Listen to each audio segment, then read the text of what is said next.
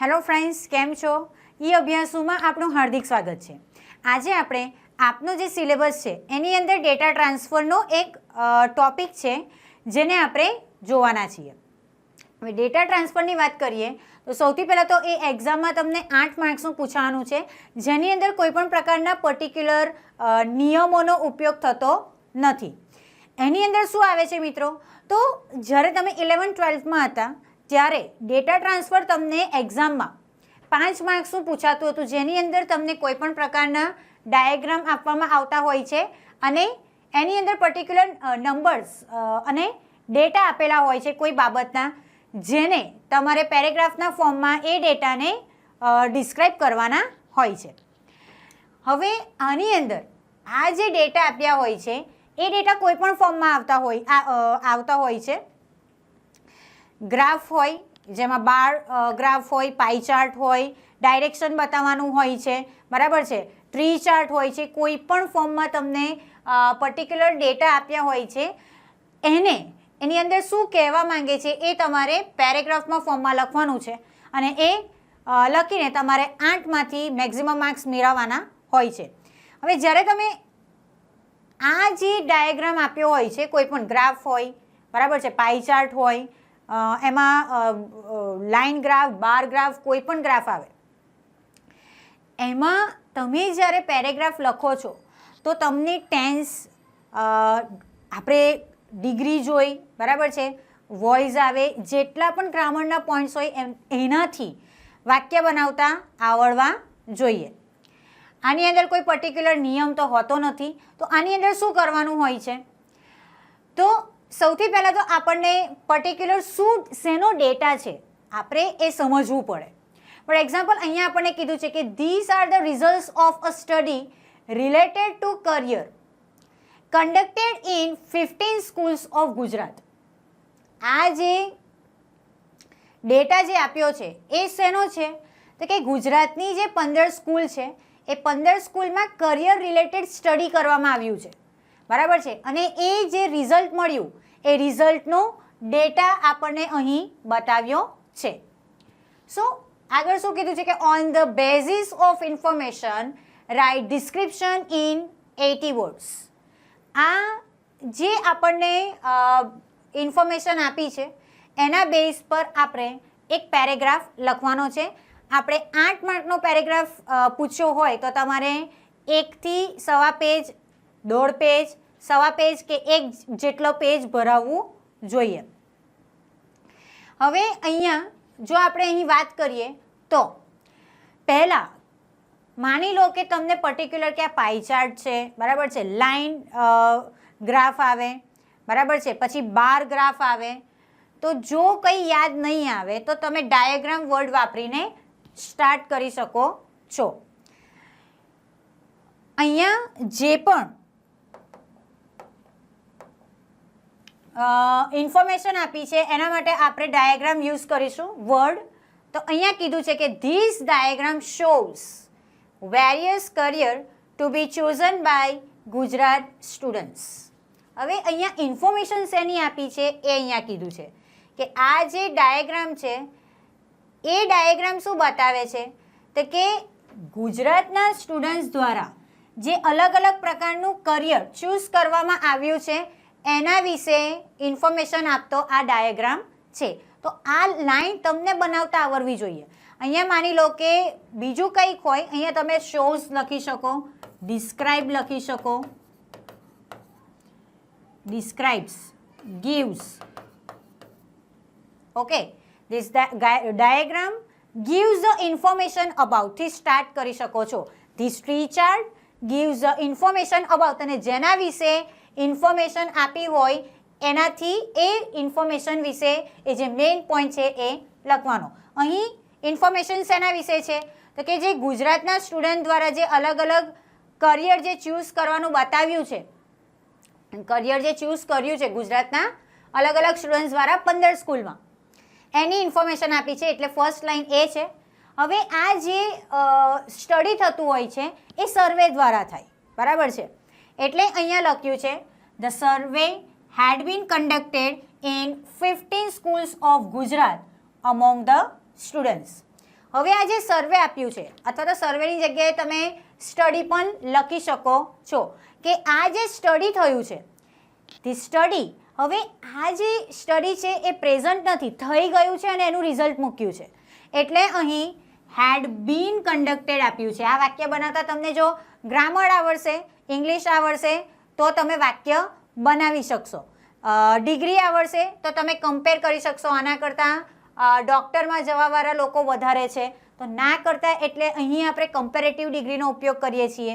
તો આ બધા વાક્ય બનશે તો તમે પેરેગ્રાફ સારી રીતે બનાવી શકશો.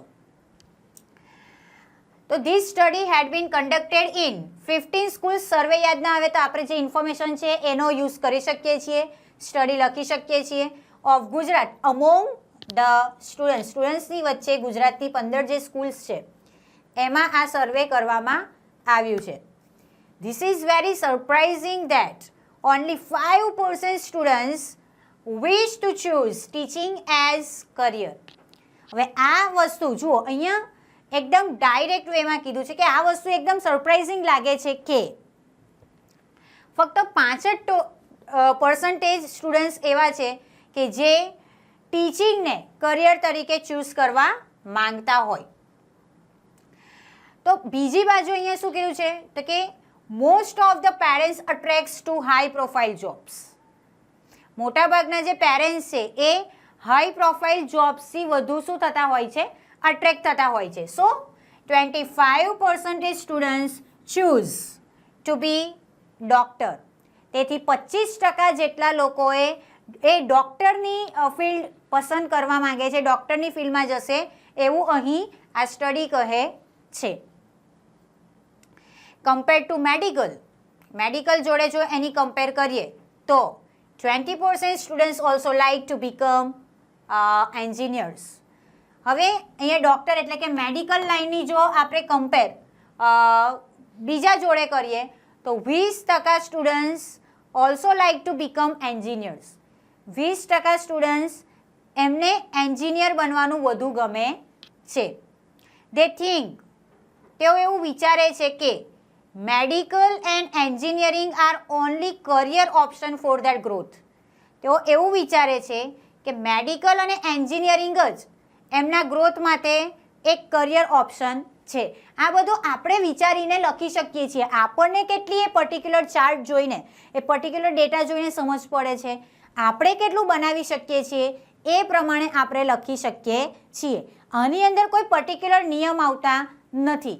જે ડેટા અહીં આપ્યો છે એ ડેટા તમે કેટલા લેવલથી કેટલી સારી રીતે સમજી શકો છો એ પ્રમાણે તમારું લખાણ આવી શકે છે. ડેટા સમજવો અને એ પ્રમાણે ઇંગ્લિશમાં તમે એક્સપ્લેન કઈ રીતે કરી શકો છો મિત્રો, તો એના પ્રમાણે તમે એટલું જ સારી રીતે લાઇવલી લખી શકો છો.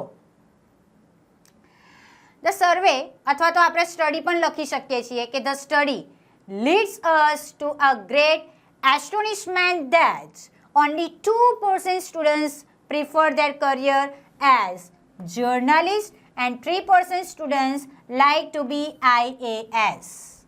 હવે આ જે સર્વે છે એ આપણને બહુ આશ્ચર્યમાં મૂકી દે એવું છે. કેમ?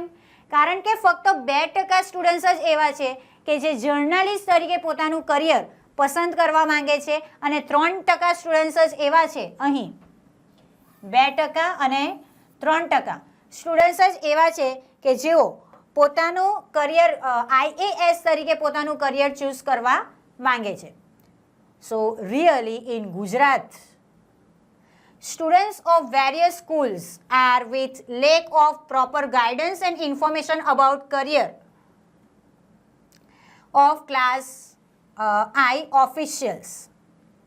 આ એમણે અહીં આપણે જો આ લાઈન જોઈએ તો એમણે જાતે એડ કરી છે. જેટલું તમે એડ કરો એ કરી શકતા હોય એ રીતે તમે આવી રીતે એડ પણ કરી શકો છો અને ડેટા વાત પરથી વાત ઊભી કરીને ડેટા વાક્યમાં ડિસ્ક્રાઇબ કરી શકો છો. 10% students are not interested in study. હવે અહીં શું કીધું છે કે 10% સ્ટુડન્ટ્સ, અહીં જો આપણે ધ્યાનથી જોઈશું તો દેખાશે કે 10% સ્ટુડન્ટ્સ એ સ્ટડીમાં ઇન્ટરેસ્ટેડ નથી, but they want to become businessman. પણ તેઓ શેમાં ઇન્ટરેસ્ટેડ છે? બિઝનેસમેન બનવામાં ઇન્ટરેસ્ટેડ છે. Recently there is a great change among youth in career options. હાલમાં જ કરિયર ઓપ્શન માટે યુથમાં ઘણો બધો ચેન્જ આવ્યો છે. So the 15% students attract to the career of call center. 15% students એવા છે કે કોલ સેન્ટરના કરિયર માટે તેઓ અટ્રેક્ટ થયા છે. અહીં 15% કોલ સેન્ટર માટે આપ્યું જ છે, તો એ જ વસ્તુ અહીં ડિસ્ક્રાઇબ થયેલ છે. Like medical and engineering. Medical અને એન્જિનિયરિંગ જે એકબીજાથી એટલા પણ દૂર નથી. 25% ડૉક્ટરમાં એટલે કે મેડિકલમાં આપ્યા છે, એન્જિનિયરિંગમાં 20% આપ્યા છે. તો એ જ રીતે માર્કેટિંગ અને સેલ્સની જો વાત કરીએ તો career in marketing and sales is largely accepted by 20% students. Marketing અને સેલ્સની વાત કરીએ તો 20% સ્ટુડન્ટ માર્કેટિંગ સેલ્સમાં જવાની ઈચ્છા ધરાવે છે. So to sum up the point, જો આપણે આ રીતે કન્ક્લુડ પણ કરી શકીએ છીએ. તમારી ઉપર છે, તમે કેટલું સારી રીતે લખી શકો છો, ડિસ્ક્રાઇબ કરી શકો છો. તો અહીં કે ઇન કન્ક્લુઝન અથવા તો to sum up the point, આ પોઈન્ટને જો આપણે સમરાઇઝ કરીએ તો student of Gujarat choose different kind of career. ગુજરાતના સ્ટુડન્ટ્સ અલગ અલગ પ્રકારનું કરિયર ચૂઝ કરે છે. તો મિત્રો આ રીતે ટેક્સ્ટબુકમાં પણ તમને અલગ અલગ ડેટા આપ્યા છે અને એની નીચે ડિસ્ક્રિપ્શન પણ આપ્યું છે. એ તમારે ફક્ત જોવાનું, મોઢે નહીં થાય. આપણે ઇંગ્લિશનો ઉપયોગ કરીને એ ડેટા જાતે ડિસ્ક્રાઇબ કરી શકીએ છીએ, જેમાં એક્ઝામ્પલ્સ તમને ટેક્સ્ટબુકમાં આપ્યા છે.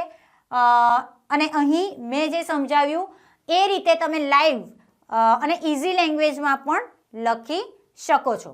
તો આ હતું આપણું ડેટા ટ્રાન્સફર. મિત્રો આશા છે કે તમને ડેટા ટ્રાન્સફરનો જે ટોપિક છે કે જે તમને 8 માર્ક્સનો પૂછાશે, જેમાં તમારે પોતાની જાતે જે ડેટા આપ્યા હોય એને સમજીને ઇંગ્લિશ લેંગ્વેજમાં પેરેગ્રાફના ફોર્મમાં કન્વર્ટ કરવાનું છે, એ સમજાઈ ગયું હશે.